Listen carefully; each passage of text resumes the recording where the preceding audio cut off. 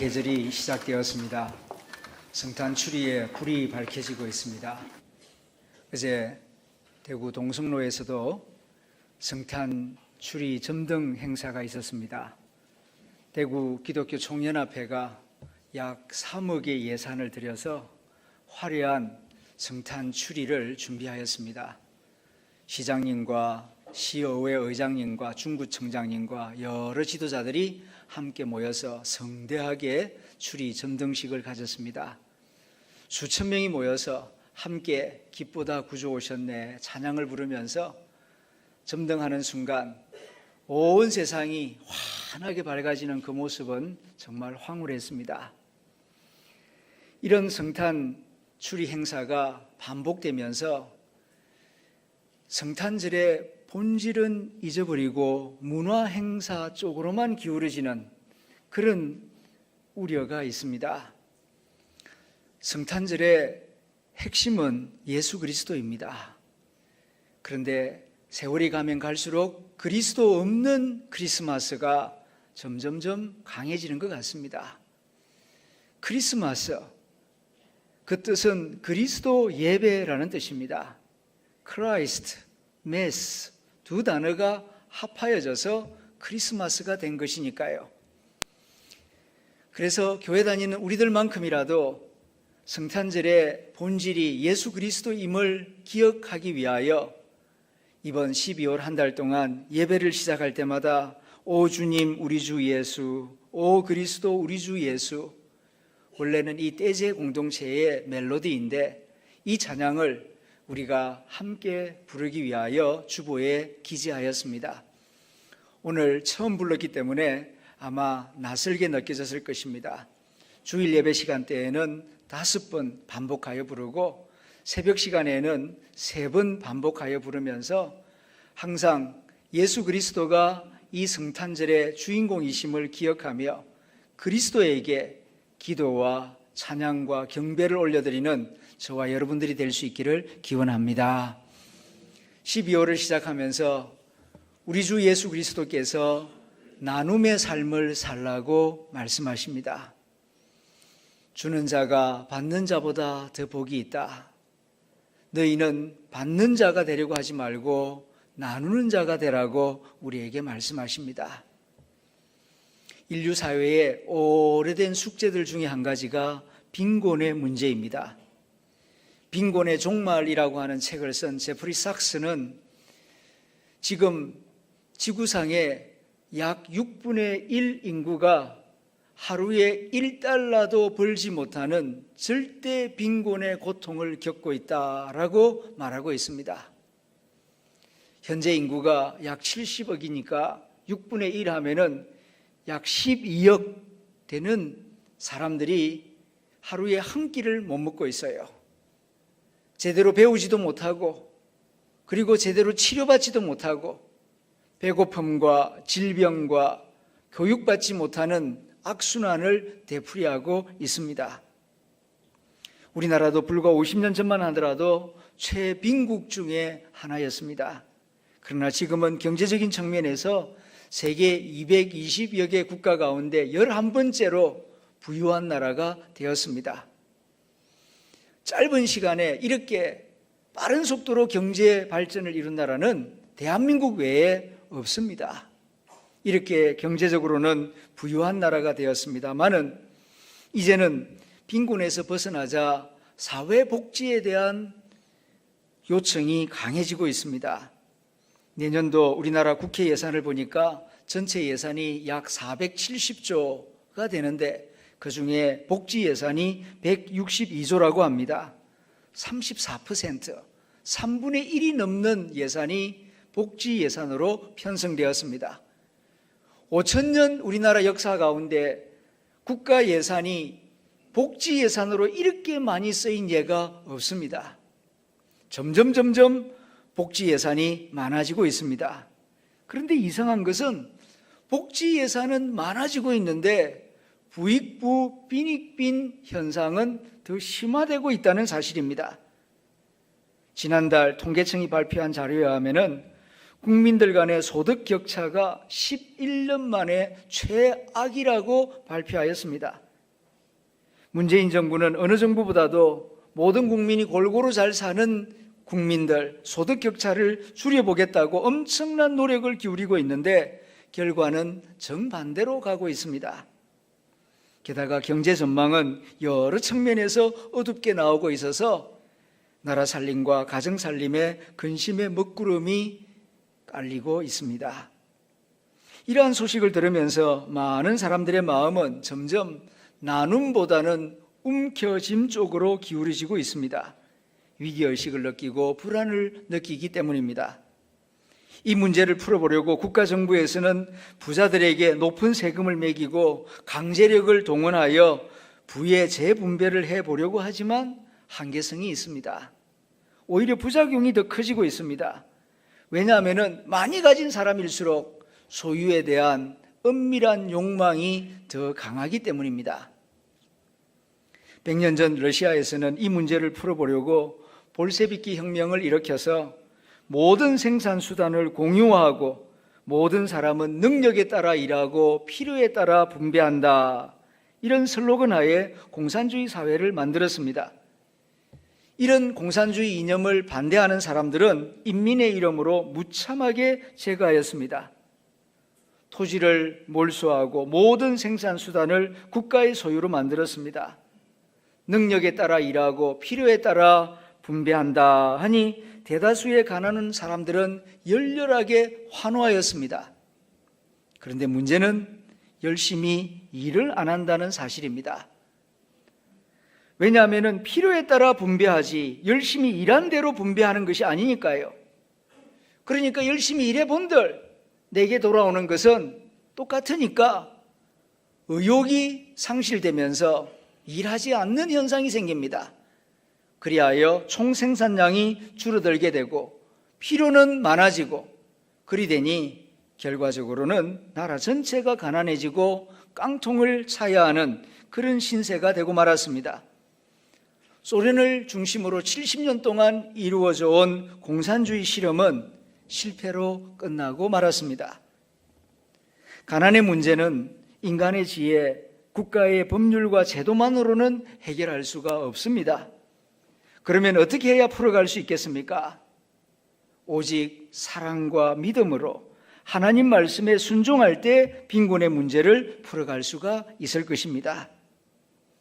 오늘 성경은 말씀합니다. 11절에서 땅에는 언제든지 가난한 자가 그치지 아니할 것이다. 땅에는 가난한 자가 그치지 아니할 것이다. 왜 그렇습니까? 잠언 22장 2절에서 말씀합니다. 가난한 자와 부한 자가 함께 살리라. 그 모두를 지으신 이는 여호와시니라.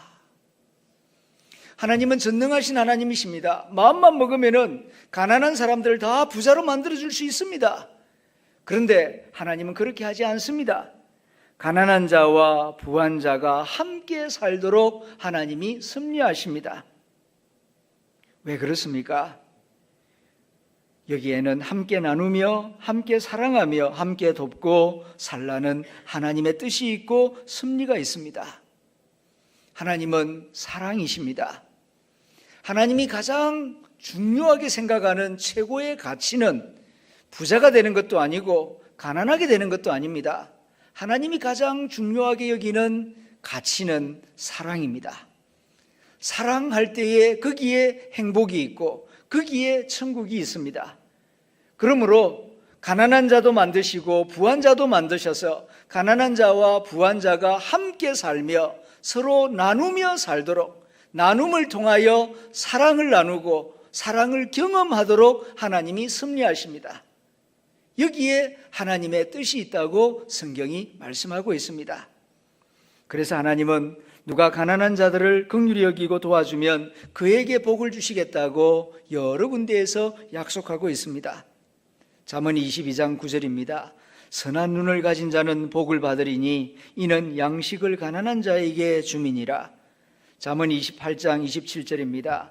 가난한 자를 구제하는 자는 궁핍하지 아니하려니와 못 본 채 하는 자에게는 저주가 크리라.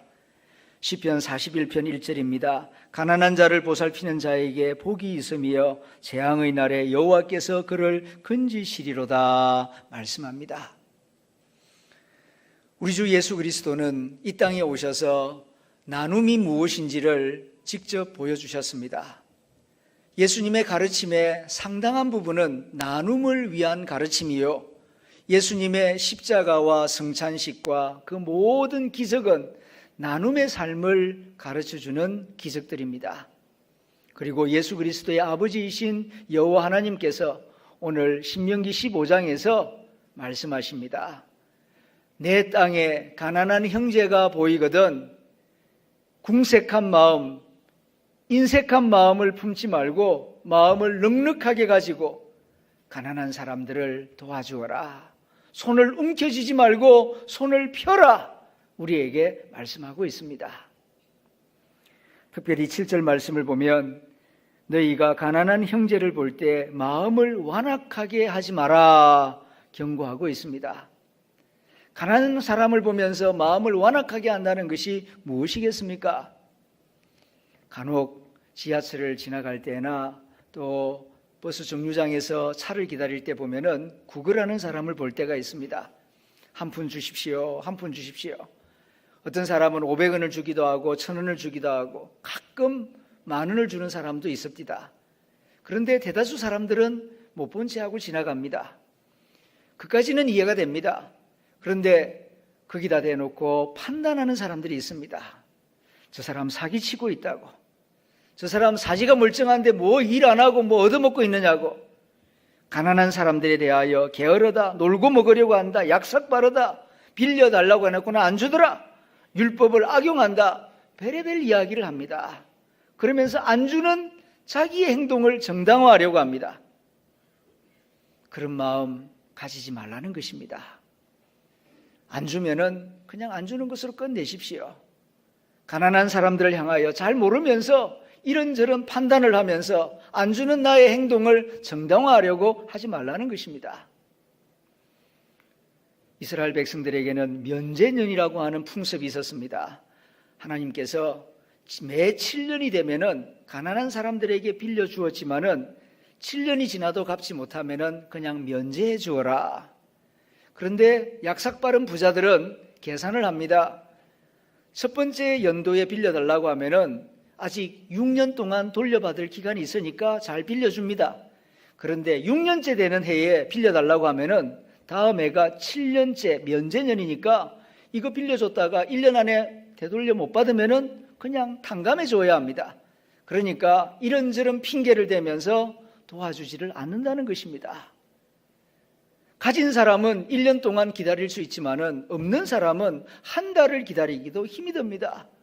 그러니까 빌리지 못한 사람은 너무 힘들고 배가 고프니까 하늘을 향하여 하나님께 부르짖는 일이 생기게 됩니다.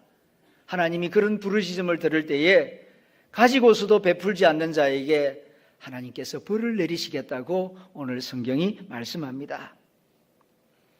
하지만 형제 가운데 곤란한 자와 궁핍한 자에게 아낌없이 베푸는 사람에게는 여호와께서 그가 하는 모든 일과 그의 손이 닿는 모든 일에 복을 주시겠다고 약속하십니다. 형제들 가운데 곤란한 사람들이 있습니다. 질병을 당하여서, 재난을 당하여서, 옛날에는 또 전쟁이 많았습니다. 전쟁터에 남편과 아들이 끌려가서 죽기도 하고 부상을 입기도 합니다. 그러면은 그 힘든 농사를 누가 지어야 합니까? 여인들의 힘만으로는 어렵습니다. 그러니 겨울이 되면 먹을 것이 없습니다. 이렇게 궁핍한 사정으로 신체적으로, 경제적으로, 정신적으로 자립하기 어려운 사람들을 보거든 그들을 긍휼히 여겨라. 그들을 도와줄 수 있다면 후히 주고 인색한 마음을 가지지 말 것을 거듭거듭 하나님이 말씀하십니다. 하나님은 구제하는 자의 기도를 기쁘게 응답하여 주십니다. 사도행전 10장을 보게 되면 로마 군인이지만 하나님을 믿는 경건한 믿음을 가졌던 고넬료가 하나님 앞에 기도할 때 하나님이 기쁘게 응답해 주십니다. 기쁘게 응답하시면서 이렇게 말씀하십니다. 고넬료야, 내 기도와 구제가 하나님 앞에 상달하여 기억하신 바가 되었느니라 말씀하시면서 고넬료를 복된 만남으로 인도하여 주시는 것을 보게 됩니다. 입으로만 드리는 기도, 그것만 기억하시는 것이 아니라 너의 구제, 가난한 사람들을 불쌍히 여기고 내 물질을 나누어주는 너의 구제도 하나님이 기억하셨다. 그래서 너의 기도에 응답하여 주시는데, 누가 너의 집을 찾아와서 노크를 하면은 두려워하지 말고 문을 활짝 열고 받아들여라. 그리고 그를 따라가면은 내가 예비한 사람을 만나게 될 것이다. 약속하시는 것을 사도행전 10장에서 읽어볼 수가 있습니다. 우리 주님은 마태복음 25장에서 말씀하십니다. 내 형제 중에 지극히 작은 자 하나에게 한 것이 곧 내게 한 것이니라. 반대로 내 형제 가운데에 지극히 작은 자 하나에게 해주지 않은 것이 곧 나에게 해주지 않은 것이다 라고 말씀하십니다. 어느 모임이든지 가보면은 큰 사람이 있고 작은 사람이 있습니다. 높은 사람이 있고 낮은 사람이 있습니다. 세상 사람들은 일반적으로 크게 보이는 사람, 그리고 높은 사람에게 주목합니다. 그러나 하나님은 작은 자에게 주목하십니다. 많은 세상 사람들은 높은 사람, 많이 가진 사람, 화려한 사람 쪽으로 가까이 다가가서 차도 권해드리고 인사도 합니다. 작아 보이는 사람, 보잘것없는 사람에게 가까이 다가가서 공손하게 인사하고 자기 이름을 소개하고 제가 차 한 잔이라도 대접할까요? 이렇게 묻는 경우는 흔치 않습니다. 그러나 하늘에 계신 하나님은 저 작은 자에게 누가 가까이 다가갈 것인가? 저 작은 자에게 누가 따뜻한 차 한 잔을 대접하는가? 하나님은 눈여겨보시고 작은 자에게 잘 대접하는 그 사람을 존귀 여기시고 하늘에 복을 내려주시겠다고 약속하고 있습니다. 이혜인 수녀가 쓴 시 가운데 좋은 이웃이 되려면 그런 제목의 시가 있습니다. 하나님을 찾아서나 배울 길 없었고 영혼을 찾아서나 만날 길 없어 형제를 찾았더니 셋 다 만났다네. 하나님은 눈에 보이지 않습니다. 귀에 들리지 않습니다. 그래도 하나님을 꼭 만나보고 싶었습니다. 그리고 내 영혼을 찾고 싶었습니다. 내 삶의 의미와 가치가 어디에 있는지, 앞으로 더 살아야 한다면 무엇을 위해 살아야 하는지 내 영혼을 찾고 싶었습니다. 그러나 찾을 길이 없어서 이리저리 방황하였는데 저 낮은 곳에 있는 작은 자 내 형제를 찾아갔더니 거기서 하나님도 만나고 내 영혼의 의미도 찾았다 하는 고백입니다. 그렇습니다. 하나님은 저 높은 곳에 계시지 않습니다. 하나님은 낮은 곳에 계십니다. 하늘 보좌를 버리시고 이 땅을 찾아오실 때에도 왕궁을 찾아가신 것이 아니라 말구유의 아기의 모습으로 이 땅을 찾아오셨습니다. 이렇게 하나님이신 우리 주 예수 그리스도는 낮은 곳으로, 더 낮은 곳으로 낮은 자에게 해줄 때에 그곳에서 주님의 얼굴을 배울 수 있을 것이라고 말씀하고 있습니다. 그러므로 참으로 하나님을 배웠고 참으로 내 삶의 의미와 가치를 깨닫기 원한다면 높은 곳으로 올라가려 하지 마시고 주님처럼 낮은 곳으로 어려운 사람들을 찾아가십시오. 그곳에서 주님의 얼굴을 배울 수 있고 주님의 음성을 들을 수가 있을 것입니다. 우리는 자본주의 사회 속에서 살아가고 있습니다. 그러다 보니까 물질 제일주의, 물질 만능주의에 빠져서 하나님보다는 물질을 더 의지하고 싶은 유혹을 받을 때가 있습니다. 우리가 살아가는 동안 물질이 필요합니다. 그러나 물질을 의지하는 자가 되어서는 안 됩니다. 물질은 이용할 대상이지 믿고 의지할 대상은 아니기 때문입니다. 조심해야 합니다. 물질을 의지하고 교만에 빠지기 쉬운 우리를 위하여 주님께서 누가복음 12장에서 이런 이야기를 들려주십니다. 어느 마을에 큰 부자가 있었단다. 큰 땅을 가지고 있었기 때문에 농사도 많이 지었지. 가을이 되니까 많은 소출을 거두었단다. 어마어마하게 많은 열매를 거두었는데 창고에 넣어보니까 창고가 비좁았어. 그때에 그의 생각이 나는 먹을 것이 충분하니 이 남은 열매는 내 가난한 이웃들을 위하여 쓰겠다. 생각이 이렇게 돌아갔으면 얼마나 좋겠니? 그런데 그는 욕심의 포로가 되어서 집안 하인들에게 말하기를 저 창고를 헐어버려라. 멀쩡한 창고를 다 헐어버리고 큰 창고를 새로 지었단다. 그리고 그가 거두어들인 모든 열매를 거기다가 꾸역꾸역 다 채워 넣었지. 그리고 그날 밤 잠자리에 누워서 자신에게 말하기를 내 영혼아 이제 평생 먹을 것을 쌓아두었으니 만족하고 즐거워하여라. 그날 밤 나는 그 영혼에게 말하였단다. 어리석은 자여, 오늘 밤 내가 내 영혼을 도로 찾으리니 내 창고에 쌓아둔 것이 누구의 것이 될 것이냐. 자기 자신을 위하여서는 땅에 많은 것을 쌓아두면서도 하나님을 위하여 가난한 자가 마치 이와 같으리라 말씀하셨습니다. 우리가 조심해야 합니다. 너무 물질의 포로가 되어서 욕심에 끌려가는 사람이 되면은 그 종말이 비참할 수밖에 없습니다. 하나님은 우리에게 복 주시기를 원하십니다. 그런데 그 복에는 한 가지만 있는 것이 아니라 세 가지가 있습니다. 첫째는 가지는 복이요, 두 번째는 누리는 복이요, 세 번째는 나누는 복입니다. 그런데 많은 경우에 가지는 것만 복이라고 생각하는 경우가 참 많습니다. 실제로 가져보면 기쁩니다. 자동차가 없었는데 새로운 자동차가 생기면 얼마나 기분 좋습니까? 내 집이 없었는데 내 집 한 칸 마련했을 때 그 기쁨은 이루 말할 수가 없습니다. 그러나 가지는 기쁨은 생각보다 그리 오래 가지를 않습니다. 새 집 이사 가보면 처음에는 기쁘지만 한 1년만 살고 보면 그 집이 그 집입니다. 두 번째로는 누리는 복이 있습니다. 많이 가진다고 잘 누리는 것은 아닙니다. 누리는 사람 따로 있고 가지는 사람 따로 있어요. 한평생 안 먹고 안 쓰고 모아가지고 좋은 집 한 칸을 마련했습니다. 그런데 몸이 건강치 못해서 일찍 세상을 떠나는 바람에 누리지 못하고 떠나버려요. 누리는 사람은 따로 있습니다. 제가 아는 한 의사 부부는 정말 열심히 일합니다. 아침 7시 출근해서 밤 10시까지. 일요일을 제외하고는 주 6일 동안 쉬지 않고 일을 했습니다. 결과 돈을 많이 모았습니다. 정말 부러워할 만큼 큰 저택을 가지게 되었습니다. 잔디밭이 있는 정원에다가 분수까지 있어요. 어느 날 출근하다가 집에 서류를 두고 온 것을 잊어버렸습니다. 그래서 다시 돌아갔습니다.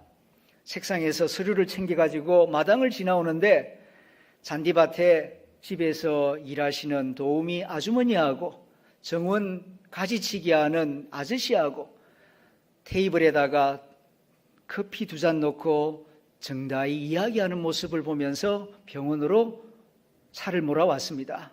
그러면서 그런 생각이 들더랍니다. 저 집 주인이 누구지? 그런 생각이 들더랍니다. 저 집 주인이 누구지?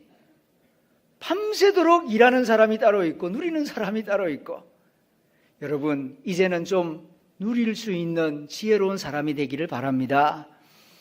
지금 나이가 드신 분들 옛날 어릴 적에 대부분 가난하게 자랐지요. 그러다 보니까 전략하고 모으고 이게 습관이 되어가지고 이제는 좀 여유를 가지고 누릴 수 있는 형편이 되었는데도 불구하고 잘 누리지를 못해요. 마음을 좀 여유롭게 가지시기를 바랍니다. 겸손하고 지혜롭고 건강하기만 하면 하나님이 주신 나의 좋은 것들을 충분히 누릴 수가 있습니다. 이렇게 가지는 복이 있는가 하면 누리는 복이 있습니다. 그런데 이 누리는 복 또한 영원하지는 않습니다.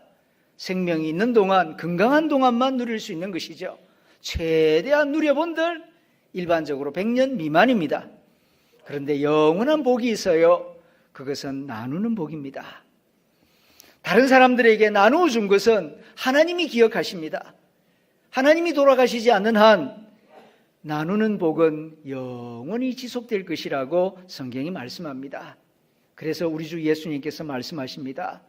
너의 보물을 땅에 쌓아두려고만 하지 말고 하늘에 쌓아두는 사람이 되어라. 땅에 쌓아두면은 좀 먹고 녹슬고 도둑 맞느니라. 옛날에는 은행이 없었기 때문에 주로 귀한 보석이나 녹그릇이나 이 비단옷 같은 것을 땅속에 깊숙한 곳에 묻어두기도 하고 장롱 깊숙이 이렇게 감추어 두었지요. 그런데 아무리 잘 감추어 두어도 그것이 시간이 지나면은 좀 먹어요. 이 옷이 좀이 먹지 않습니까? 그럼 못 쓰게 되죠. 그 다음에 금붙이 다 녹슬게 됩니다. 그리고 어느 날 전쟁이 일어나거나 아니면은 몸이 병들게 되면은 도둑 맞는 거죠. 그냥 다 내줘야 되는 겁니다. 그러나 하늘에 쌓아두면 가난한 사람들을 위하여 사용하고 하나님 영광을 위하여 복음 전파를 위하여 사용하면 그것은 하늘에 쌓아두는 것이 되어서 하나님이 영원히 기억하며 복을 주시리라고 약속하고 있습니다. 나눔이란 무엇입니까? 나눔이란 다른 사람의 행복과 하나님 나라 구현을 위하여 자발적으로 자신의 물적, 인적, 생명적 요소를 이전하는 행위입니다. 자신의 물적이라고 하면은 나의 물질, 재화를 말합니다. 나의 인적 요소라고 하면은 재능을 말합니다. 나의 기술과 지식을 나누는 것이죠. 생명적 요소라고 하면은 시간을 나누는 것입니다. 내가 가진 재주가 없지만은 그러나 슬픔을 당한 사람과 함께 시간을 보내면서 위로해 주는 것, 시간을 나누는 것은 곧 생명을 나누는 것입니다. 이런 나눔을 통하여 하나님은 영광을 받으십니다. 이 세상에는 너무 가난해서 나눌 것이 아무것도 없는 사람 없습니다. 그런가 하면 너무 부유해서 나눔이 필요 없는 사람도 없습니다. 모든 사람은 다 의존적인 존재입니다. 나눔이 필요하고 나눌 것이 있습니다. 물질만 나눌 수 있는 것이 아닙니다. 생각해보면 나눌 수 있는 것들이 얼마나 많은지 모릅니다. 근심을 나누면 기도가 됩니다. 가난을 나누면 우애가 됩니다. 웃음을 나누면 친구가 되고요. 기쁨을 나누면 노래가 됩니다. 책임감을 나누면 동역자가 되고 그리고 꿈을 나누면 현실이 됩니다. 하나님은 나눔을 무척이나 기뻐하십니다. 하나님이 나눔을 기뻐하시는 이유는 하나님이 사랑의 하나님이시기 때문입니다. 나눔은 사랑의 실천입니다. 사랑 없이 나눌 수도 있지만 사랑하면 나눔이 반드시 따라오게 되어 있습니다. 그렇기 때문에 나눔이 있는 곳에 하나님은 그곳에 임재하시고 영광을 받으시고 나누는 사람들에게 하나님의 좋은 것들을 하나님이 또한 나누어 주시는 것입니다. 세계적인 영화 배우이자 행동하는 자선사업가로 살다간 오드리 헵번, 그녀가 숨을 거두기 1년 전 크리스마스 이브에 자신의 사랑하는 자녀들에게 이런 유언을 남겼습니다. 아름다운 입술을 갖고 싶으냐? 그러면 친절한 말을 하여라. 사랑스러운 눈을 갖고 싶으냐? 다른 사람에게서 좋은 점을 보아라. 날씬한 몸매를 갖고 싶으냐? 너의 음식을 배고픈 사람들과 나누어라. 아름다운 머리카락을 갖고 싶으냐? 하루에 한 번씩 어린아이가 너의 머리를 쓰다듬게 하라. 너는 나이가 들면 손이 2개라는 사실을 발견하게 될 것이다. 한 손은 너 자신을 돌보라고 있는 손이고 다른 한 손은 다른 사람을 도와주라고 있는 손이란다. 하나님이 각자에게 2개의 손을 주신 이유를 깨달았으면 좋겠다. 12월에는 나눔의 성품을 배우고 실천하기를 원합니다. 여러분 각자도 삶의 자리에서 작은 부분이라도 하나님의 마음으로 나누는 사람이 될 수 있기를 기원합니다. 우리 교회에서도 이번 성탄절 헌금을 어려운 교우들과 이웃을 돕는 데 사용할 계획입니다. 작년 여러분들이 하나님께 드린 성탄절 헌금은 여기 가까이 있는 중학교, 아침을 먹지 못하고 등교하는 중학생들의 아침 급식을 제공하는 일에 1년 동안 지금 사용하고 있습니다. 돕는 데 한계가 있지만 그래도 할 수 있는 대로 물질을 나눌 때에 하나님이 기뻐하시고 또한 하나님이 영광 받으실 줄로 믿습니다. 우리 하늘담은교회도 초대교회처럼 나눔이 풍성한 교회가 되어 우리 모두가 하나님의 기쁨 되기를 기원합니다. 기도하겠습니다.